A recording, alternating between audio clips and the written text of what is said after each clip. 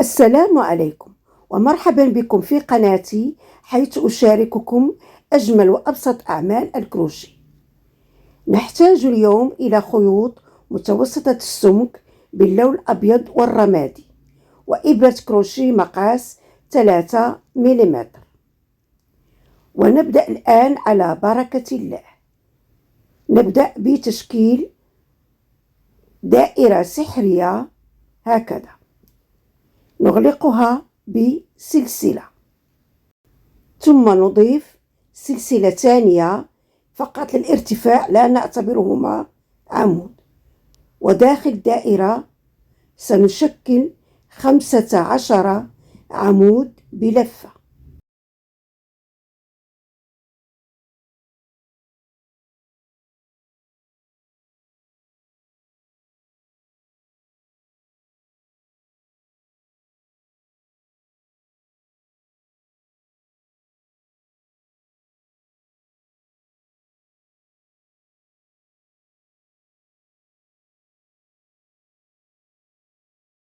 أنهينا هذا العدد. الآن نسحب هذا الطرف من الخيط لنصغر القطر، ثم نغلق السطر الأول، نترك سلسلتين، ثم نغلق على العمود الأول بغرزة منزلقة. والآن نبدأ السطر الثاني، نرتفع بسلسلتين، ثم في نفس المكان نشكل عمود بلفة، ثم عمود آخر بلفة، عمودين في نفس المكان، يعني شكلنا الزيادة الأولى. فوق العمود الثاني نشكل الزيادة الثانية، يعني عمودين في نفس المكان. ثم على العمود الثالث الزيادة الثالثة، بحيث نشكل عمودين في نفس المكان.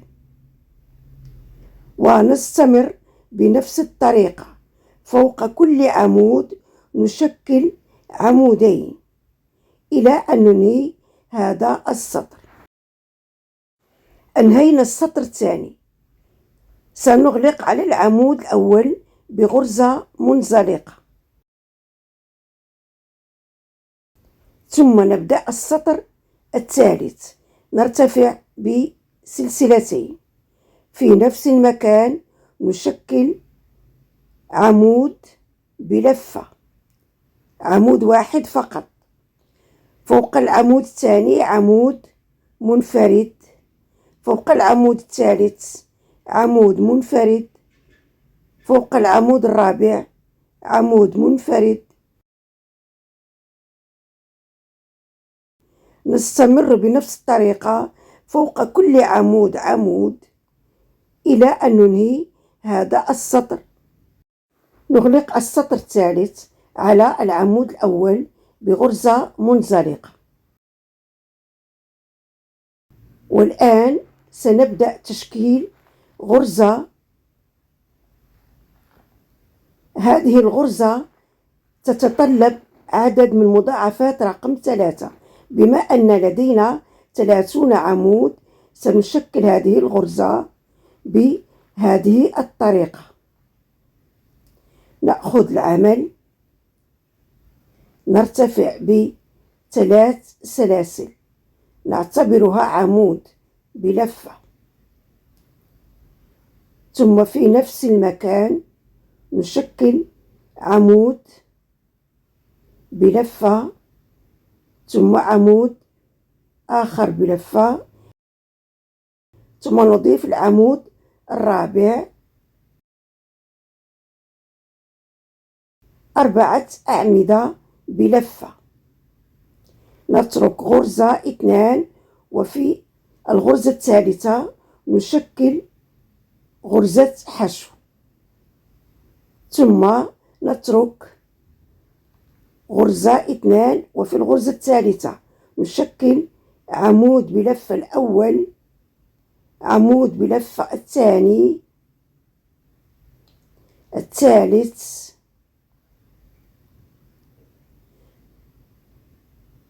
ثم الرابع، الخامس، السادس، والسابع. شكلنا 7 أعمدة بلفة في نفس المكان. والآن نترك عمود 2، وعلى العمود الثالث نشكل غرزة حشو. نستمر، نترك عمود 2، وفي العمود الثالث نشكل 7 أعمدة.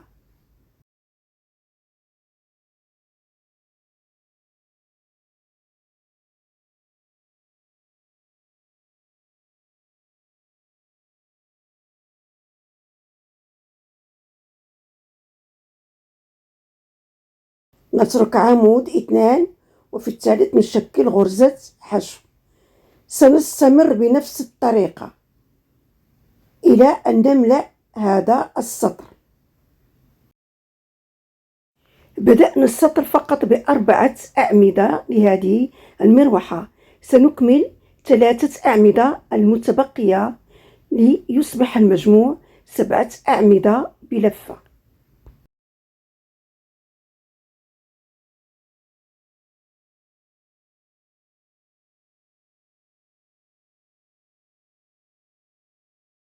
والآن نغلق هذا السطر على هذا العمود، على السلسلة الثالثة، يعني العمود الرابع الموجود وسط المروحة. نغلقه باللون الأبيض بغرزة منزلقة.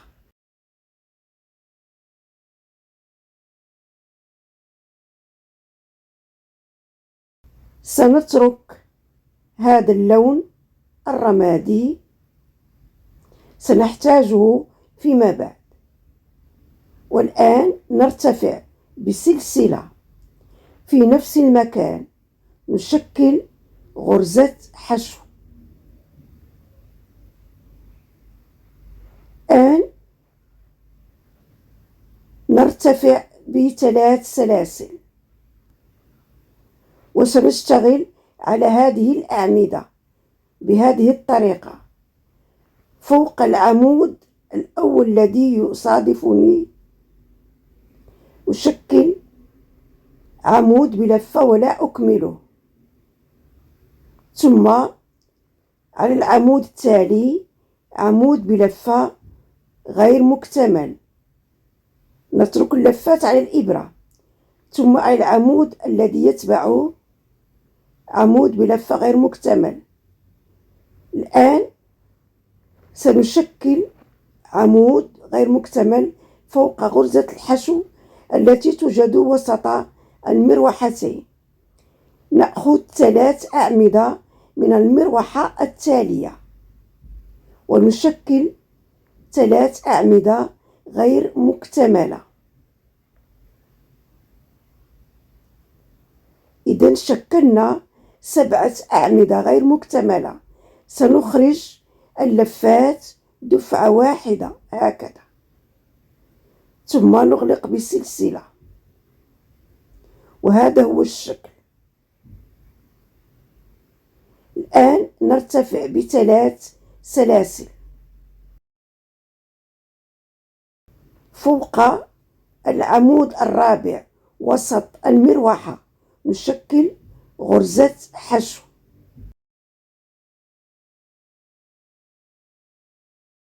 والآن نرتفع ب3 سلاسل،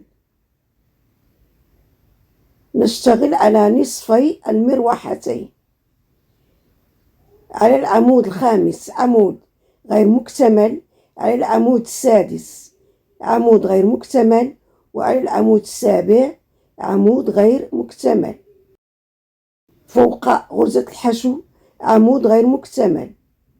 نأتي إلى المروحة التي تتبعها. فوق العمود الأول عمود غير مكتمل، فوق العمود الثاني، وفوق العمود الثالث. 7 أعمدة غير مكتملة، نخرجها دفعة واحدة، نغلق بسلسلة. 3 سلاسل.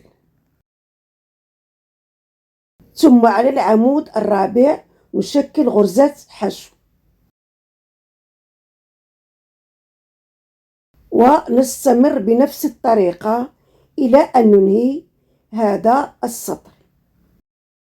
نهاية السطر. 3 سلاسل، وسنغلق على غرزة الحشو الأولى في السطر،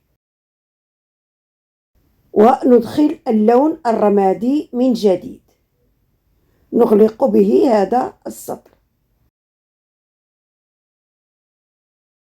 نترك اللون الأبيض سنشتغل به فيما بعد. نرتفع بسلسلة في نفس المكان، يعني فوق غرزة الحشو، نشكل غرزة حشو باللون الرمادي.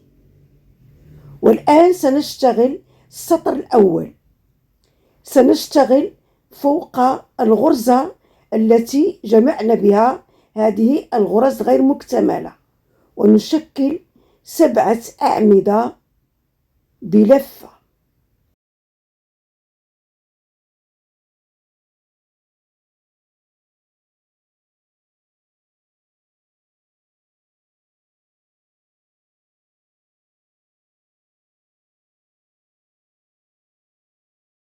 إذا شكلنا المروحة الأولى، فوق غرزة الحشو نشكل غرزة حشو، ونستمر بنفس الطريقة.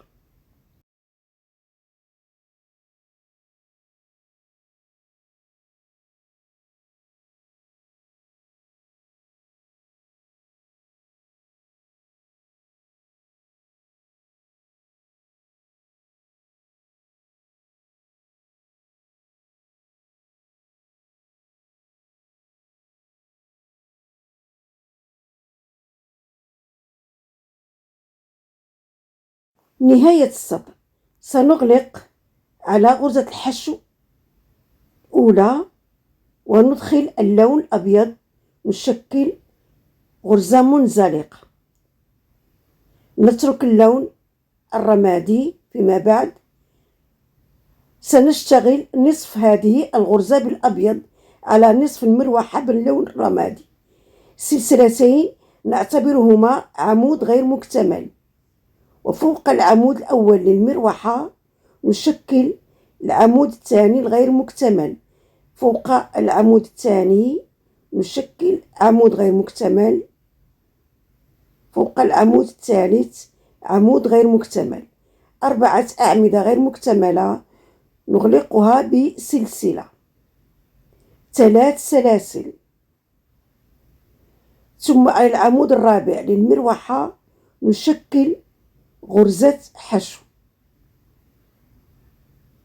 ثم نشتغل على المروحتين المتقابلتين. 3 سلاسل، عمود غير مكتمل أول، العمود الثاني، العمود الثالث، فوق غرزة الحشو العمود الرابع.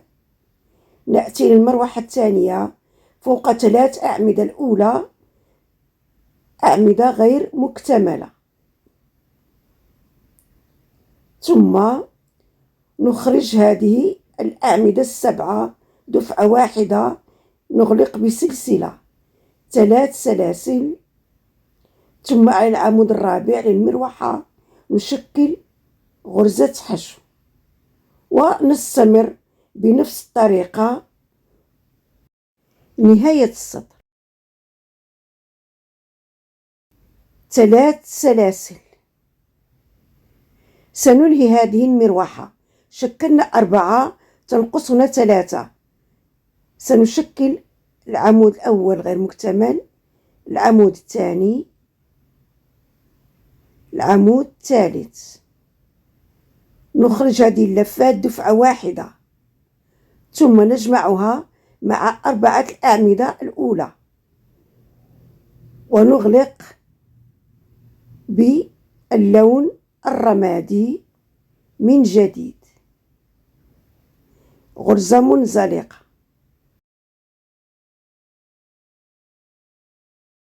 سلسلة. سنشكل نصف مروحة مثل السطر الأول. السلسلة الثانية الثالثة 3 سلاسل نعتبرها عمود بلفة. في نفس المكان أضيف 3 أعمدة أخرى بلفة.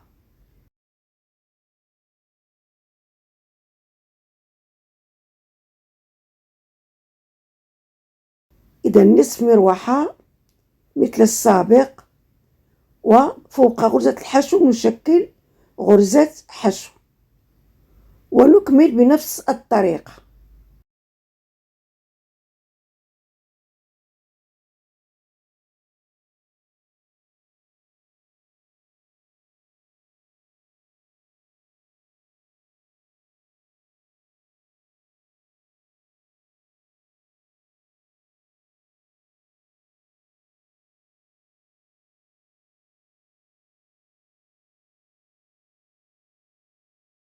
إذن أضفنا أسطر أخرى حسب الطول المطلوب للجزء الأمامي. الآن سنشتغل هذا السطر الأخير لكي نملأ هذه الفراغات بهذه الطريقة.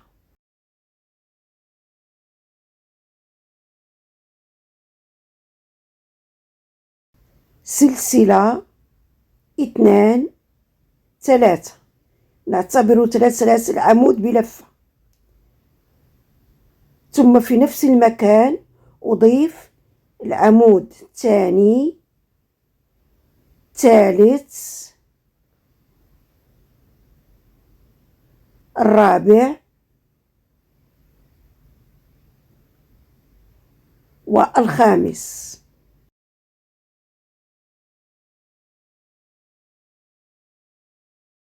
خمسة أعمدة في الفراغ.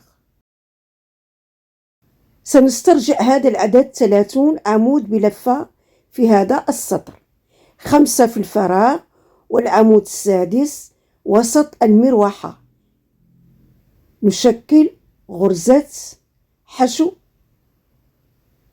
إذن 6 في 5 تعطي 30 عمود.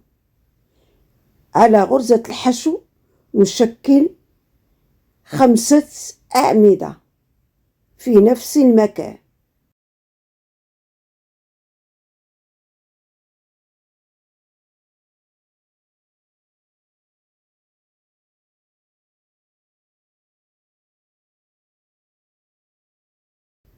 وعلى العمود الرابع وسط المروحة نشكل غرزة حشو.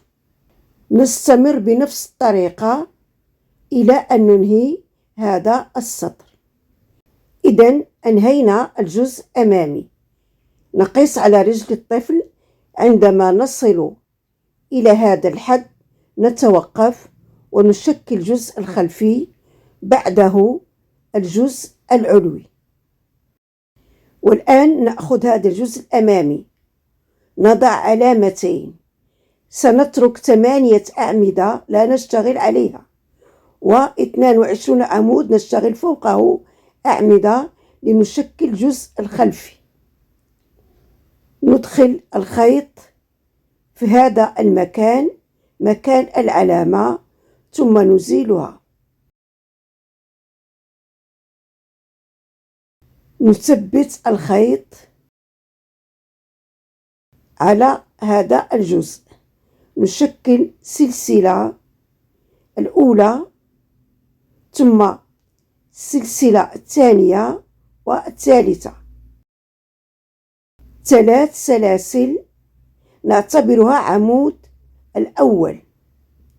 ثم على العمود الذي يليه نشكل العمود الثاني، بعده نشكل فوق العمود الثالث، يعني فوق كل عمود نشكل عمود بلفة منفرد إلى أن ننهي 22 عمود بلفة. إذن شكلنا السطر الأول من الجزء الخلفي وتركنا 8 أعمدة. نرتفع ب3 سلاسل. نبدأ السطر الثاني. 3 سلاسل نعتبرها العمود الأول. فوق العمود الثاني عمود، فوق كل عمود عمود إلى نهاية السطر. إذن شكلنا السطر الثاني. نرتفع ب3 سلاسل لنبدأ السطر الثالث. في هذا السطر سنشكل تغيير في الوسط. نضيف 7 أعمدة أخرى،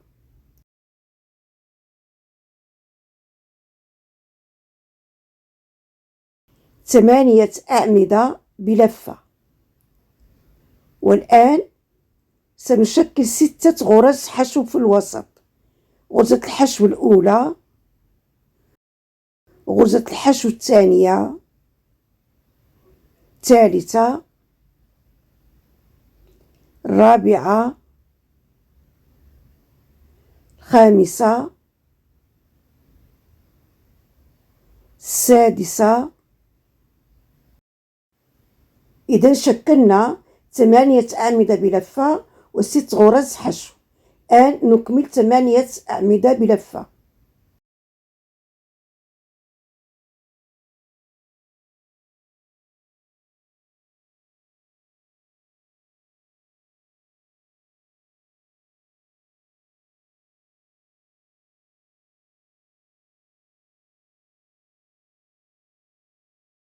والآن نبدأ السطر الرابع. نرتفع ب3 سلاسل وسنشكل 8 أعمدة بلفة.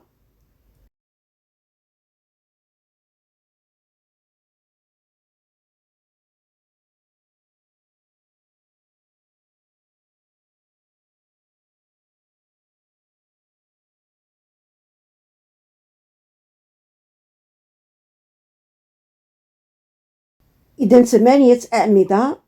وفي هذا الجزء على غرز الحشو سنشكل تناقصات.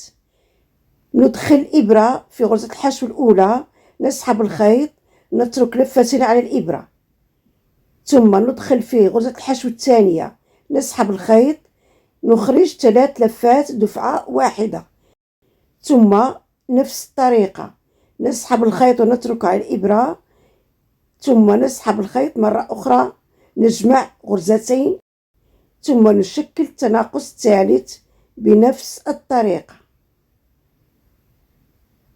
إذن شكلنا 3 تناقصات. الآن نشكل 8 أعمدة المتبقية.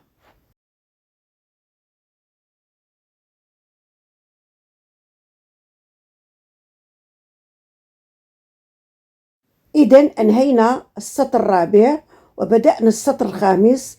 شكلنا 8 أعمدة بلفة. الآن سنشكل التناقص الأخير. ندخل إبرة في غرزة الحشو الأولى، نترك لفتين على الإبرة، ثم في غرزة الحشو الثانية نسحب الخيط 3 لفات على الإبرة، والغرزة الثالثة لدينا 4 لفات نخرجها دفعة واحدة. والآن نكمل 8 أعمدة المتبقية.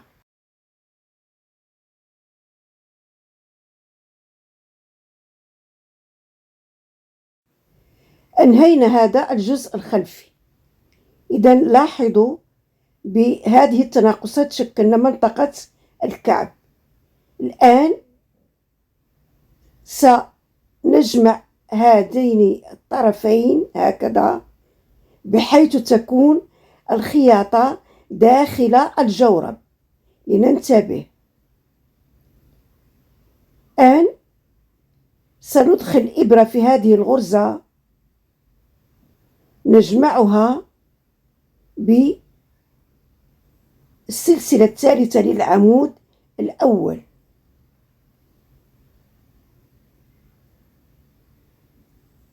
ثم نجمع بغرزة منزلقة ثم سلسلة. وسنجمع كل عمود في طرف بالذي يقابله في الطرف الآخر بغرزة منزلقة إلى أن ننهي جميع هذه الغرز.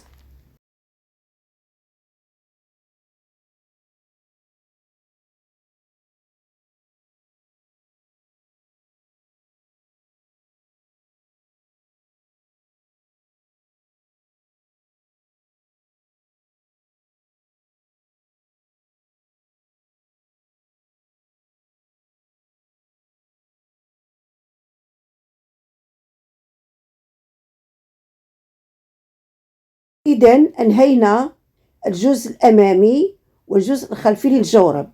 الآن سنشكل الجزء العلوي. نثبت الخيط في الوسط اللون الرمادي بسلسلة ثم سلسلة ثانية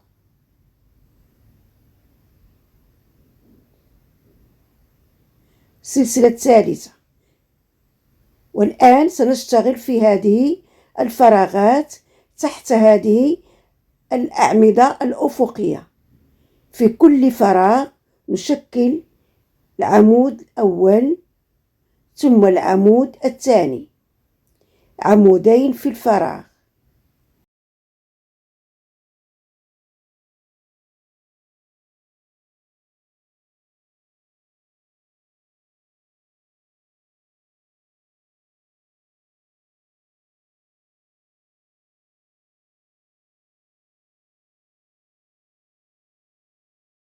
في الفراغ الخامس نشكل عمود بلفة ثم نضيف العمود الثاني غير مكتمل. نترك اللفات على الإبرة. في هذه الزاوية نقطة التقاء الجزء الخلفي والأمامي نشكل عمود بلفة غير مكتمل. نخرج 3 لفات دفعة واحدة. ثم بالنسبة لهذه الأعمدة 8 التي تركنا نشتغل فوق كل عمود عمود.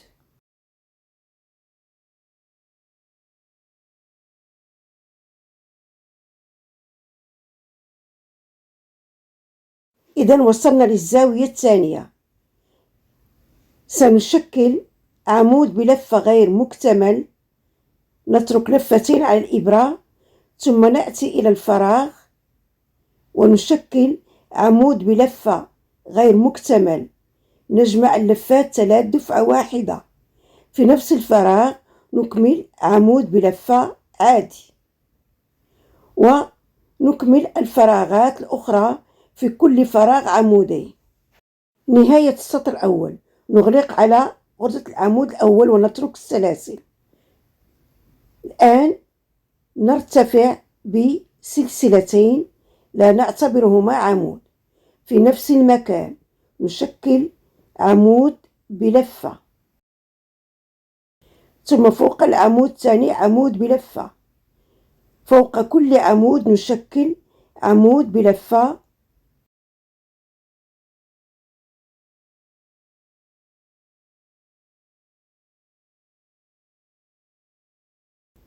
إذن ننهي السطر الثاني والسطر الثالث بنفس الطريقة. إذن شكلنا سطرين من الأعمدة بلفة. الآن سنشكل هذا الجزء المطاطي بالأعمدة الأمامية والأعمدة الخلفية.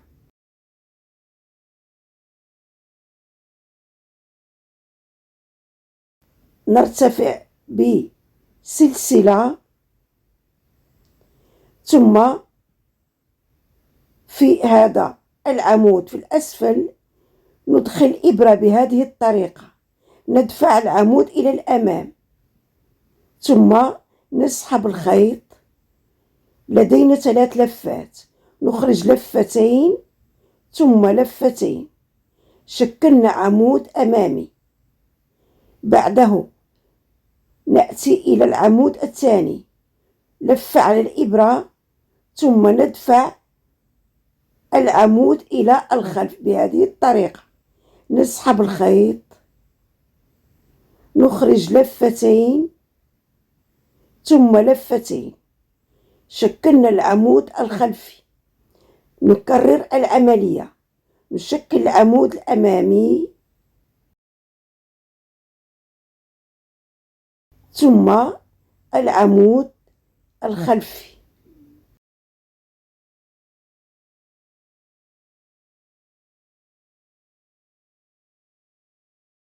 ونستمر بنفس الطريقة إلى أن ننهي هذا السطر. نهاية السطر، نغلق على العمود الأمامي الأول بغرزة منزلقة ثم سلسلة، ونشكل عمود أمامي. إذن عمود أمامي فوق العمود الأمامي، وفوق العمود الخلفي نشكل عمود خلفي. فوق العمود الأمامي عمود أمامي، وفوق العمود الخلفي عمود خلفي. نستمر بنفس الطريقة إلى أن ننهي هذا السطر. نهاية السطر الأخير نغلق على غرزة العمود الأمامي الأول، ثم نقص الخيط ونضعه في الإبرة وننظف خلف العمل.